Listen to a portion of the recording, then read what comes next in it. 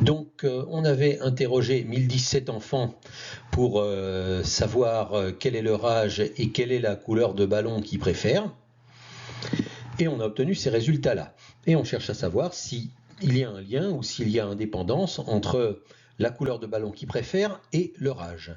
Est-ce qu'on peut dire que tel âge préfère telle couleur de ballon ou est-ce qu'on ne peut pas le dire? D'accord. Donc, on avait vu à la vidéo précédente qu'il n'y avait pas indépendance au sens strict, c'est-à-dire qu'on n'a pas proportionnalité entre deux lignes ou deux colonnes extraites du tableau. Pour tout vous dire, l'indépendance au sens strict, la proportionnalité, on ne l'aura jamais. Ce serait miraculeux qu'il y ait exactement l'indépendance au sens strict sur notre panel. Ça n'arrivera jamais. C'est pour ça qu'on se pose la question de est-ce qu'on n'est pas trop loin d'une situation d'indépendance. Et le test d'indépendance du qui 2 ne va pas nous dire s'il y a ou s'il n'y a pas indépendance. On sait qu'il n'y a pas indépendance. Il va nous dire si est-ce qu'on est suffisamment proche d'une situation d'indépendance pour pouvoir considérer qu'il y a indépendance quand même parce qu'on n'est pas trop loin de cette situation d'indépendance.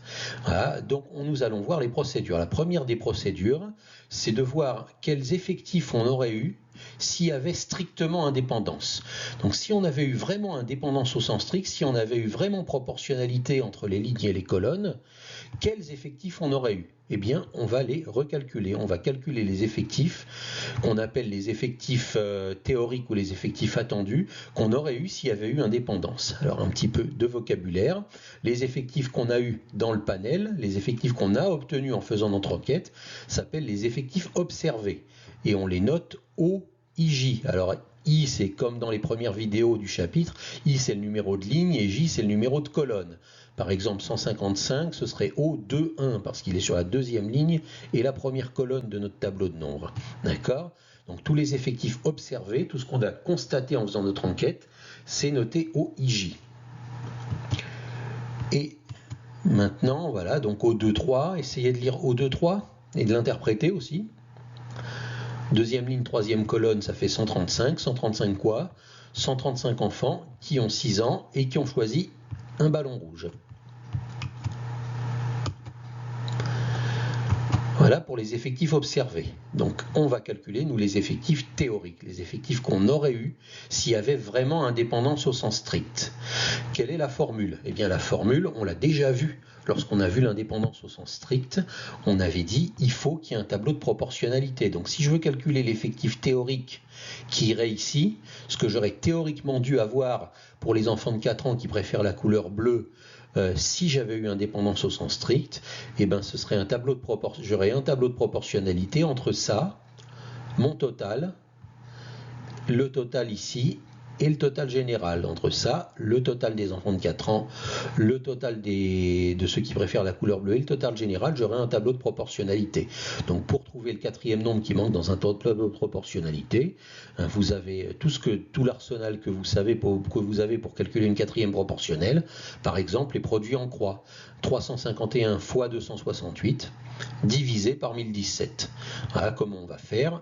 Total de la ligne fois total de la colonne divisé par le total général. Voilà, donc ça va être la formule des effectifs théoriques. Donc, 350, donc ici, pour la première case, je vais avoir un effectif théorique de 351 fois 268 divisé par 1017, ce qui va nous donner combien? Alors, ce qui va nous donner 92,5. Donc s'il y avait vraiment indépendance entre les couleurs et les âges, j'aurais ici non pas 97 enfants, dans cette case, j'en aurais 92,5. Voilà, j'ai mis les effectifs observés en vert et les effectifs théoriques en rouge pour bien les reconnaître l'un de l'autre. Vous me direz, c'est un nombre d'enfants, ça doit être un nombre entier. Ben non, on va laisser le nombre décimal parce que c'est un effectif théorique. D'accord? Les valeurs théoriques ont le droit d'être décimales, même si les valeurs réelles doivent être entières. D'accord? Donc on va laisser le 92,5. Tout ce qui est théorique, on peut le laisser en décimale, même si ce n'est pas logique dans la vie. D'accord? On va appliquer exactement la même procédure pour calculer tous les autres effectifs théoriques. Par exemple, ici, quel calcul on va faire? Essayez de le faire vous-même. Total de la colonne fois total de la ligne divisé par total général, on va faire 327 fois 268 divisé par 1017. Et ça nous donne 86,2. Donc s'il y avait indépendance, le nombre de cette case ne serait pas 72, il serait 86,2. En théorie, on devrait avoir ça.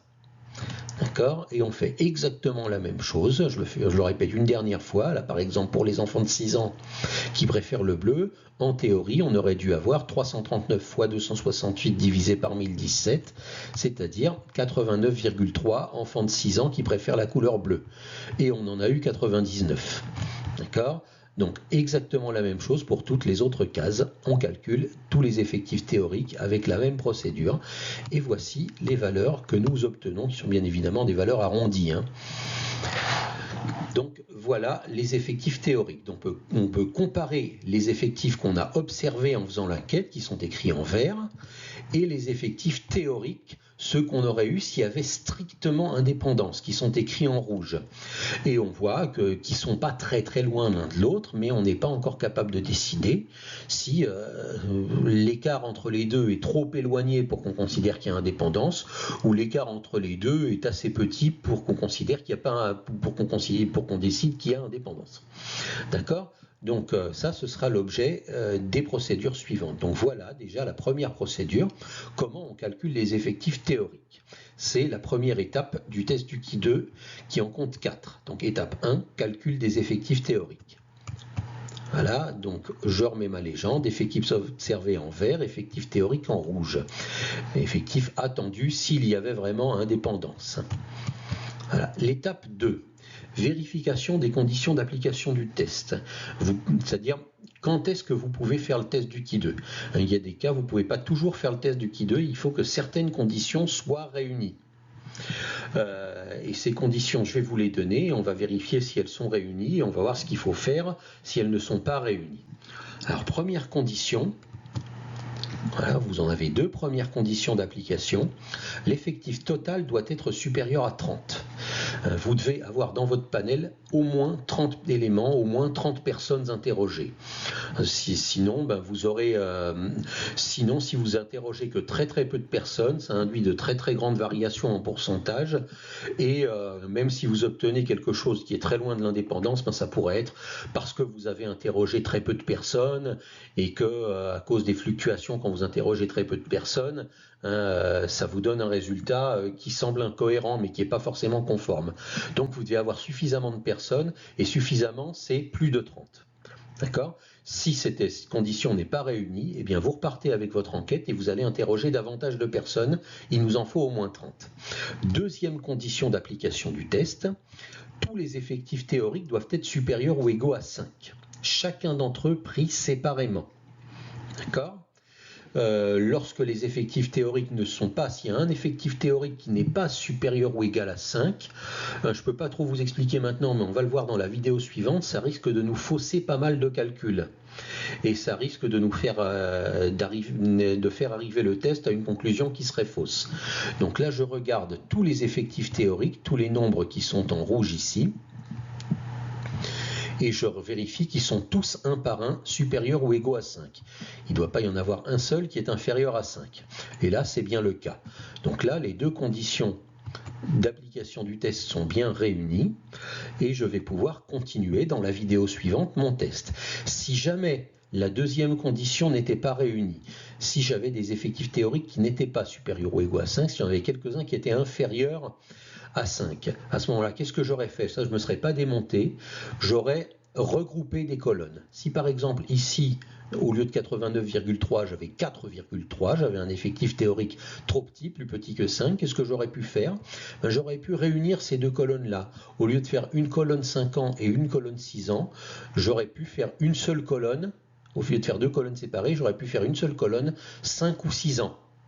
Dans lequel j'obtiens la somme des deux effectifs observés et la somme des deux effectifs théoriques à comparer à chaque fois, dans l'espoir que la somme des deux colonnes, la réunion des deux colonnes, me fasse passer au-dessus de 5 comme effectif théorique. Si vous êtes obligé de réunir des colonnes, à ce moment-là, vous le faites et vous pouvez continuer le test. À la seule condition, c'est d'arriver, c'est que vous ayez toujours au moins 2 lignes et 2 colonnes. Vous pouvez aussi réunir des lignes, mais vous devez au moins avoir 2 lignes et 2 colonnes. Si ça n'est pas le cas, si vous n'avez pas au moins 2 lignes et 2 colonnes, à ce moment-là, vous repartez avec votre panel et vous interrogez plus de gens pour faire augmenter les effectifs théoriques. D'accord ? Voilà. Maintenant, si vous réunissez 2 colonnes, vous payez un prix aussi, c'est que vous ne distinguez plus entre les enfants qui ont 5 ans et les enfants qui ont 6 ans. Donc vous passerez à côté d'une éventuelle dépendance entre les enfants de 5 ans et les enfants de 6 ans.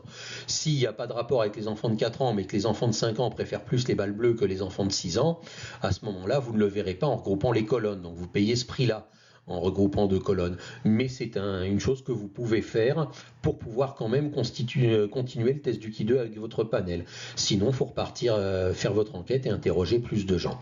Donc voilà pour les 2 premières étapes du test du Ki 2. Et ensuite, on va voir ce qu'on fera une fois qu'on aura vérifié que toutes les conditions d'application du test sont réunies. Voilà, donc si la condition n'est pas réunie, on regroupe des catégories jusqu'à ce qu'elle le soit.